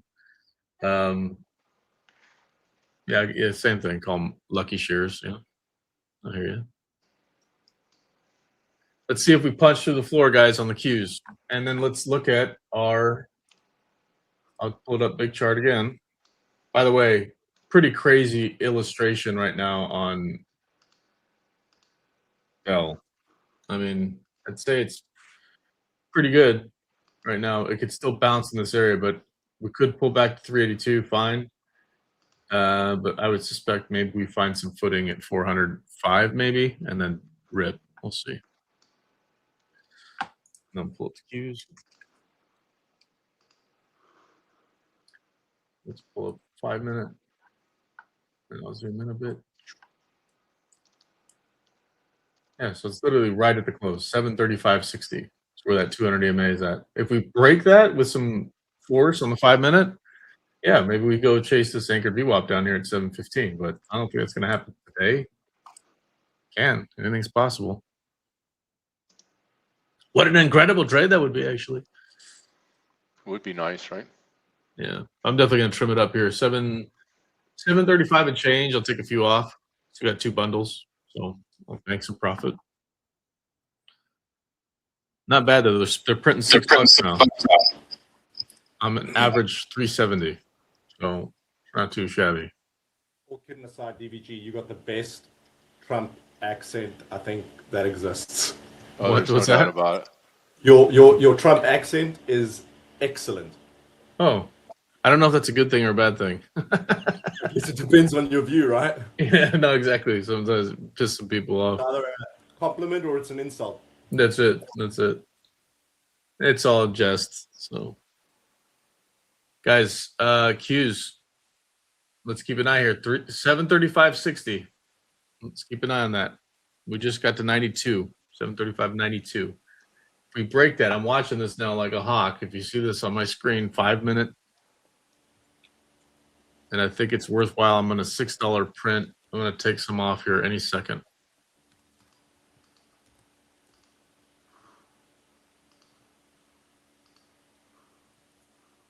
When it's moving in favor, you wait till the green happens. So there it is. There's the push.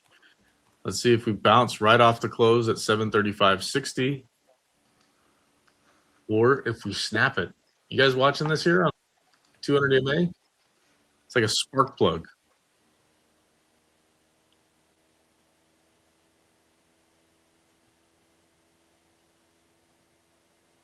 Okay, just moved below the close by a little bit.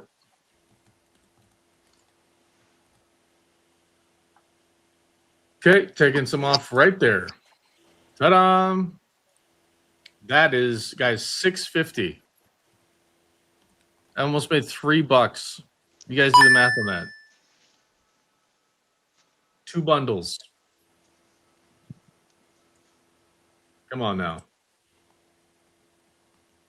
Even if you did nothing else, you just took that trade.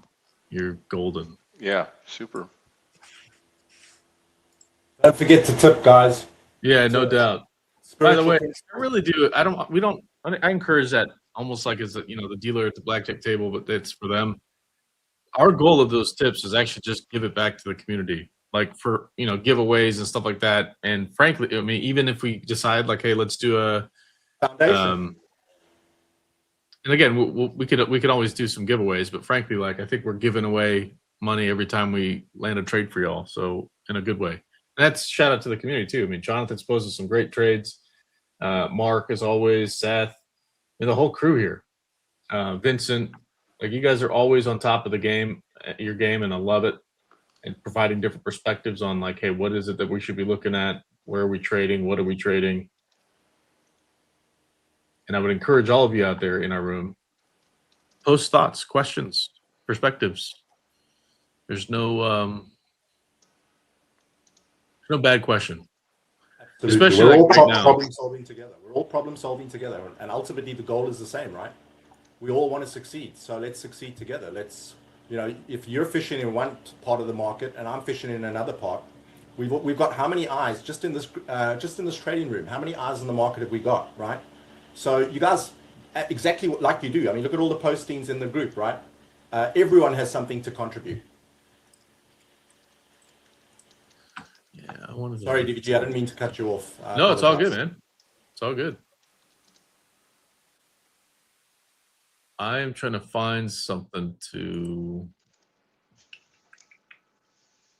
the skew of. Let's see.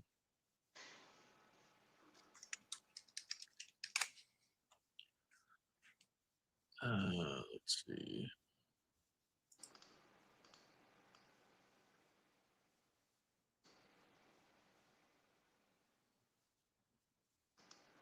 There we go.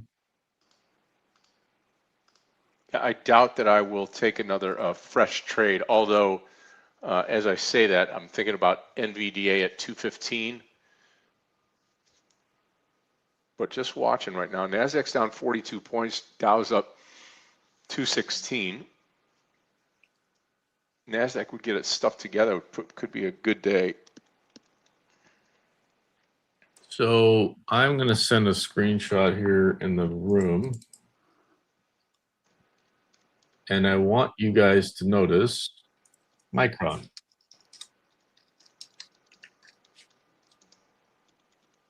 I'll just say MU.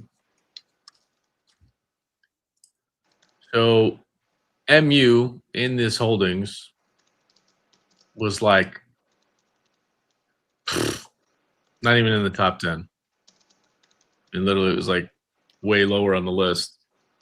And if you'll notice, if you look at the Qs, which is reflective of the NASDAQ futures, which you can also look at what that compiles of, but looking at the Qs, almost 4.6% of the overall allocation is tied to Micron. And if you add up the total that you see here, you can see how disproportionate we are in tech. Right? I mean, granted, that's part of the reason that the Qs are there, right? But still, Walmart, way down there. Costco, way down there. So we're seeing this concentration in tech. So when you see a move like that on MU, Jonathan, look what the Qs did.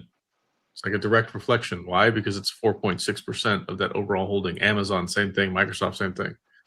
NVIDIA being the number one holding, and it's ironic, 8.31% is being held right now of the Qs by NVIDIA. And by it not doing anything, it's just holding it still so that all the other names can catch up and move the Qs higher. If that makes sense. So the good news is I want to say that there's breadth. That's not quite the truth. There's more breadth in the tech names for sure. but they're not diversifying in other sectors at all.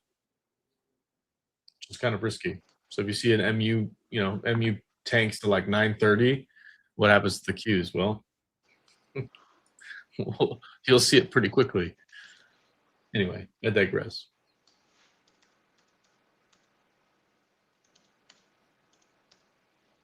Dell here at 405. Scott, what do you think? I suspect it'll touch 400. Get down to 402.27.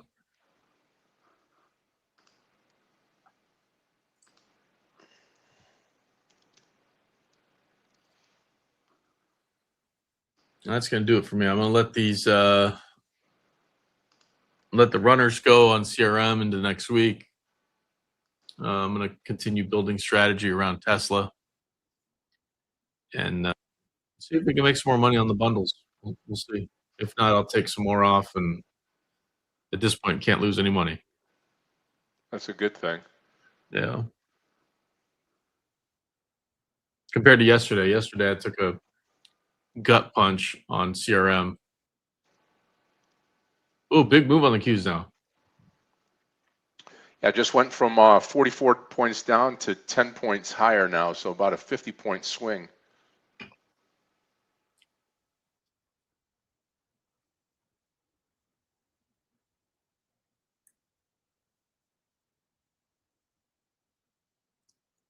Kind of like Dell long down here, 405.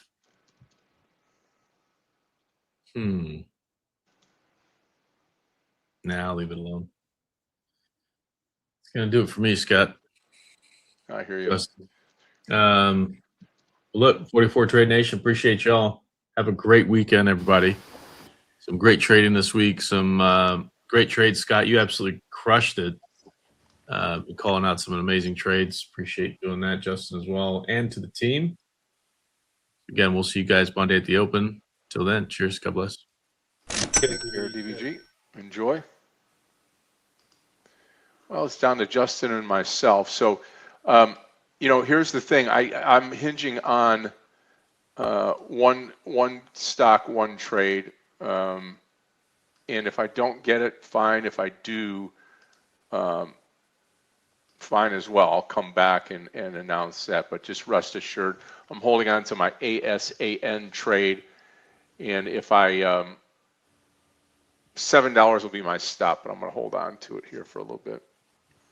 And I'll be here for a little bit longer here. I want to see if this Dell trade goes or not.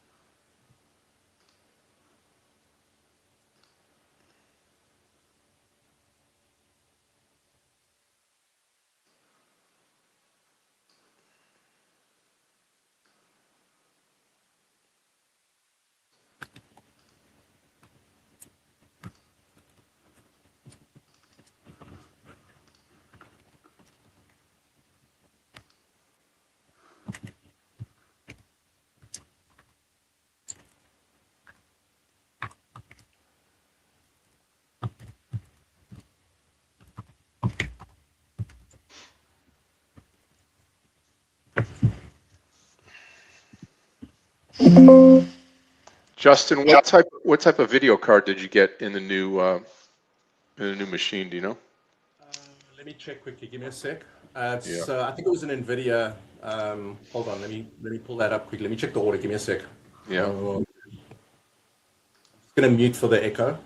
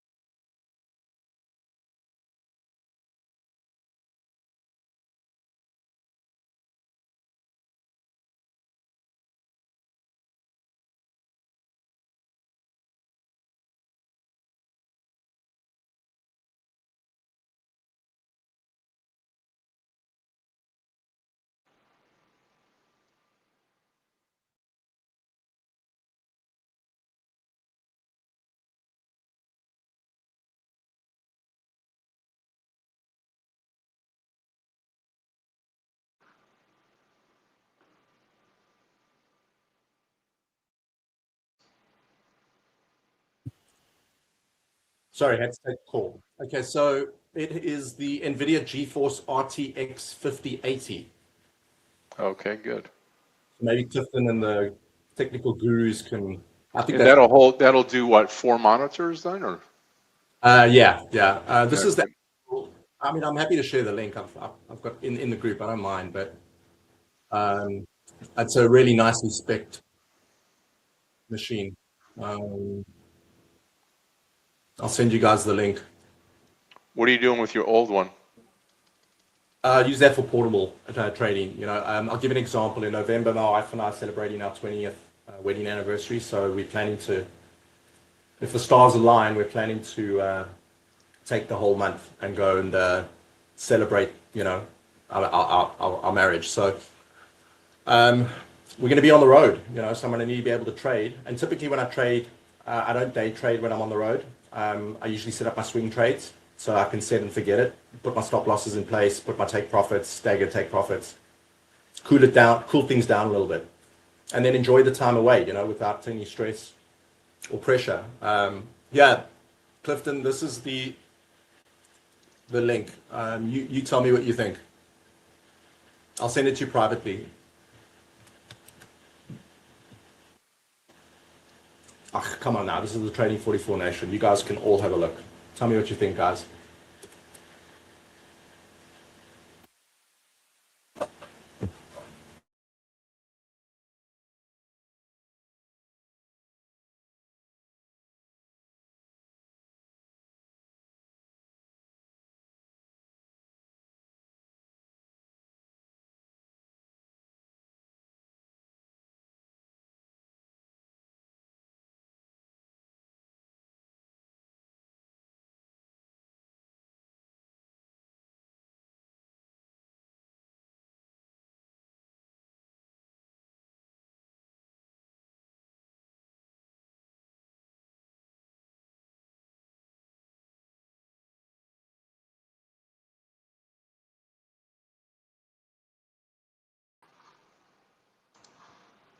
Okay, catching a little bit here on ASAN now. Let's go.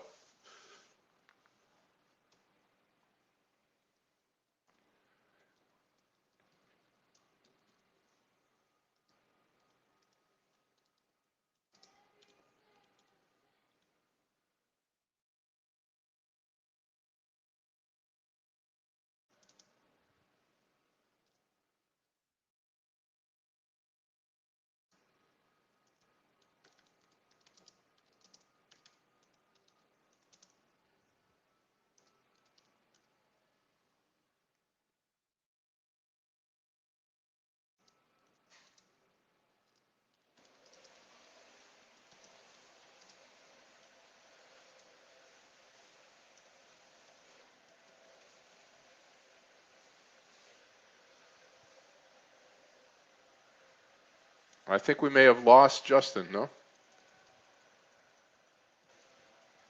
I think it bugged out. Oh, there you go.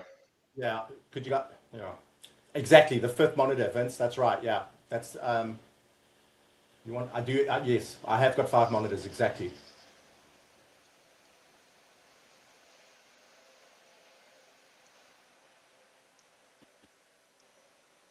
Only 4 are configured now, but once the new rig comes, I'll have all 5 running. Maybe send a picture of my setup at some point. Share it with the community, fun and games. Thanks, Vince. Appreciate the technical assistance, guys.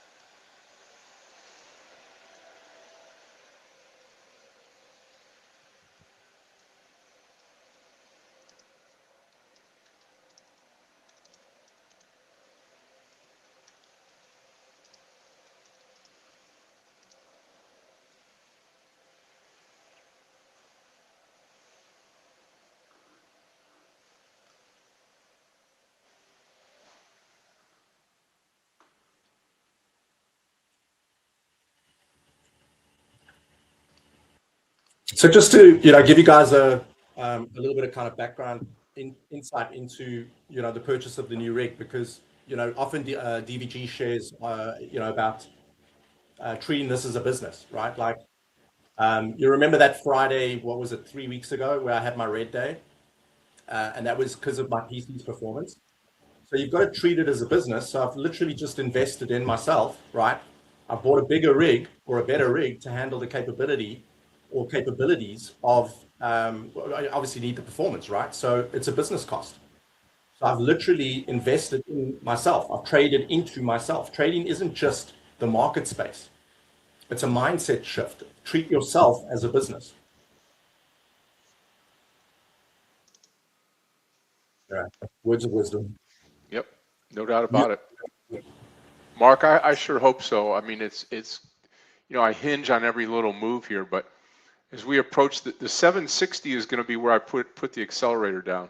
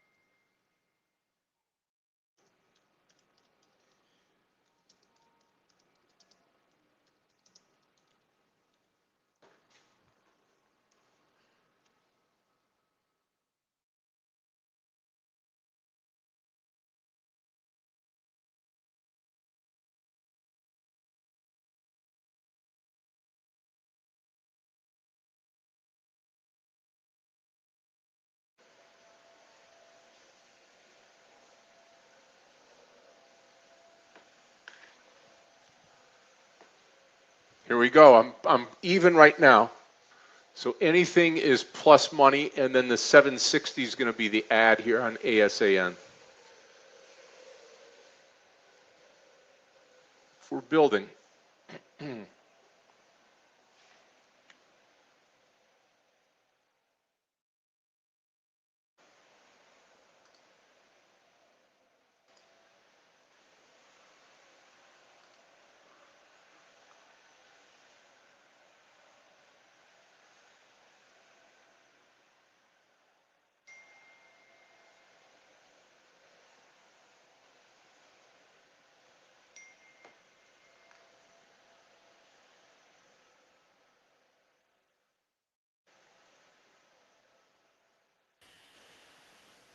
Geez, like all those things, if only those were your real and winning trades. Yeah.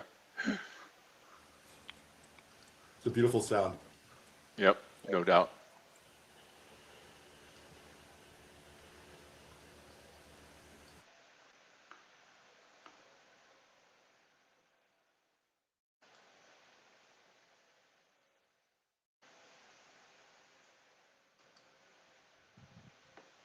Come on, don't fail us here.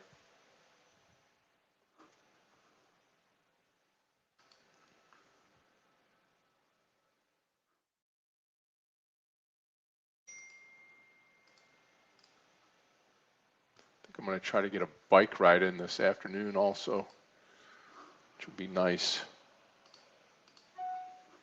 I usually do that on Wednesdays mornings Uh-huh. and Saturdays, every Saturday. Healthy body, healthy mind. Yep.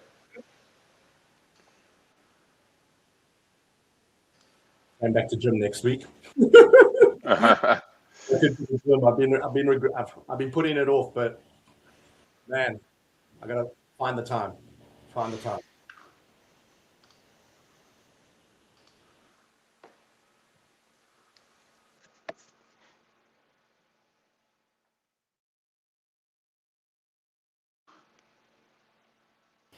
Okay, enough jibber jabber. Let's see what are you guys looking at? Any action anywhere? Anything you want us to look at in terms of charts?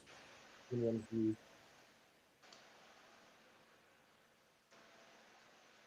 As soon as my rig arrives, I am out of here.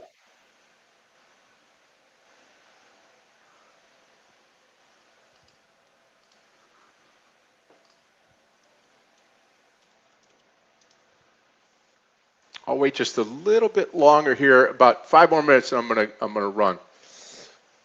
It was just in play this morning, Steve, and I thought for a $7 stock, if I look at the daily on this, and I see this move, this pop up here with news, I thought $8 for sure today. In fact, look here, if you got the breakout of 8 and you went back to these candles here, 8.10, 8.20, anything over that could see $10. So I thought it was going to rip this morning, and just didn't. And I'm glad I waited. If you heard me or if you replay the track for the day, I was thinking about adding on this first candle over 8. I'm glad I didn't, because it pulled strictly right back down. So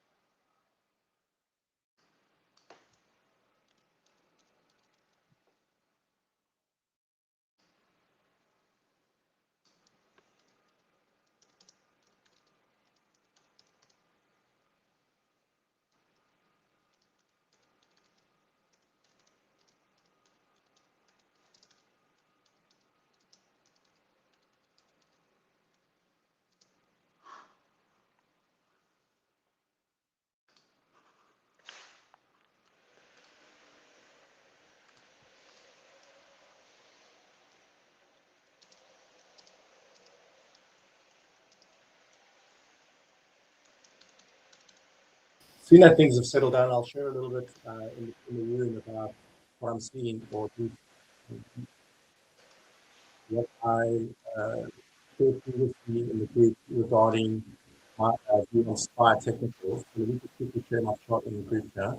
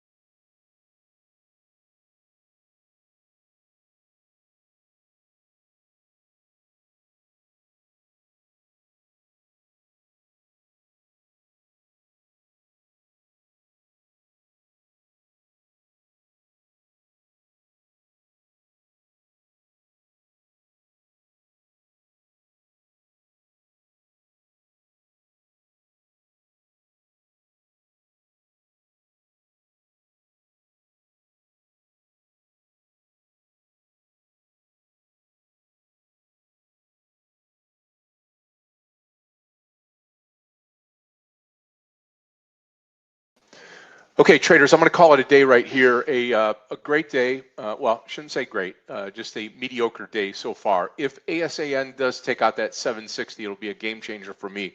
So I will report back in maybe in a couple hours, maybe after the lunch hour here, and check in with everybody. Justin, thank you so much for joining us. Thank you to everybody on YouTube for watching us today and this week. It's going to turn out to be an incredible green week. And I will see everybody on Monday next week. For me, it's going to be a shortened week. I'll be traveling after Wednesday, but Justin and DVG will be taking over in my absence. But this market's got room to grow today. Dow is up just about, well, now over 404 points higher. NASDAQ over 100 points higher. Let's put the pedal down and let's watch this. Again, ASAN, I will be adding over $7.60. This thing could really roll here, Mark, and I'm excited about it because it could mean a bunch of dough here for myself. 760 accelerator down, target over 780, closer to $8.